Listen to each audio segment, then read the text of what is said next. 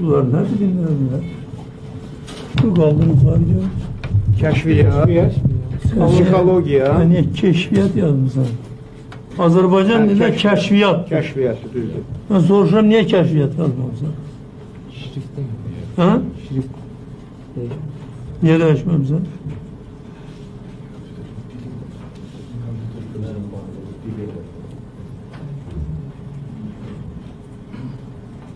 Taktik var.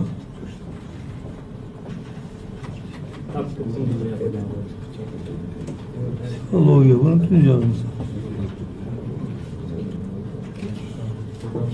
Ama bu düz yazılmıyor. Olabilir kimsə ləhcəsi belədir, keşfiyat. Ama Azerbaycan'da keşfiyattır. Programın içinde yok. Programı yeniden yüklememiz lazım. Yükleme lazım. Yüklemek lazım. Evet. Bunların dilleri yok.